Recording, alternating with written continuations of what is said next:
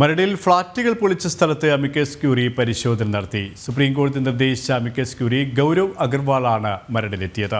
സ്ഥലത്തെ നിർമ്മാണ സാധ്യതകൾ പരിശോധിച്ച് റിപ്പോർട്ട് നൽകും.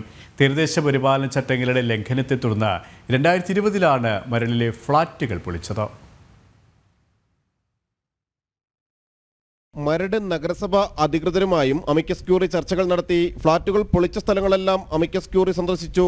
മരടിൽ പൊളിച്ച ഫ്ളാറ്റുകൾ നിലനിന്ന സ്ഥലത്ത് ഇനി എത്രത്തോളം നിർമ്മാണം അനുവദിക്കാമെന്നത് സംബന്ധിച്ച റിപ്പോർട്ട് കൈമാറാനാണ് സുപ്രീം കോടതി നിർദ്ദേശിച്ചിരിക്കുന്നത്. ക്രിസ്മസ് അവധിക്കാലത്ത് മരട് സന്ദർശിച്ച് റിപ്പോർട്ട് നൽകാനായിരുന്നു ഗൗരവ് അഗർവാളിനോട് നിർദ്ദേശിച്ചിരുന്നത്. ഫ്ളാറ്റ് പൊളിച്ചത് സർക്കാരിന്റെ പിഴവാണെന്ന് മരട് നഗരസഭാ ചെയർമാൻ ആന്റണി ആശാമ്പറമ്പിൽ കുറ്റപ്പെടുത്തി. ഉത്തരവാദിത്തം സർക്കാരിനാണ്. ഫ്ളാറ്റ് പൊളിച്ച ശേഷം പുതിയ ഒരു സംരംഭവും വരുന്നില്ല.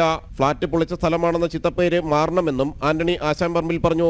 അപ്പോൾ സർക്കാർ കൊടുത്ത തെറ്റായ റിപ്പോർട്ട് കാരണം അന്ന് സർക്കാർ സുപ്രീം കോടതി നിയമിച്ച 3 അംഗ സമിതി കൃത്യമായ റിപ്പോർട്ട് കൊടുത്തിരുന്നെങ്കിൽ ഇന്ന് ഈ ഫ്ളാറ്റ് പൊളിക്കില്ലായിരുന്നു. കാരണം സർക്കാരിന്റെ ഭാഗത്തുനിന്നുണ്ടായിരുന്നുള്ള പിഴവാണ് അന്ന് ഈ ഫ്ളാറ്റ് പൊളിക്കാനുണ്ടായ സാഹചര്യം. അപ്പോൾ അതിന്റെ ഉത്തരവാദിത്വം സർക്കാർ ഏറ്റെടുത്തുകൊണ്ട് ഈ 343 പേർക്കും ഇവിടെ സർക്കാർ ചെലവിൽ ഫ്ളാറ്റ് പണിത് കൊടുക്കണമെന്നാണ് നഗരസഭയുടെ ചെയർമാൻ എന്നുള്ള എനിക്ക് പറയാനുള്ളത്. തീരദേശ പരിപാലന നിയമം ലംഘിച്ചതിന് 4 വൻകിട ഫ്ളാറ്റ് സമുച്ചയങ്ങളായിരുന്നു 2020 ജനുവരി 11, 12 തീയതികളിലായി പൊളിച്ചത്. ഹോളിഫെറ്റ് H2O, ഗോൾഡൻ കായലോരം, ജെയിൻ കോറൽകോവ്, ആൽഫ സെറിൻ തുടങ്ങിയ ഫ്ളാറ്റുകളായിരുന്നു പൊളിച്ചത്. ജനം, കൊച്ചി.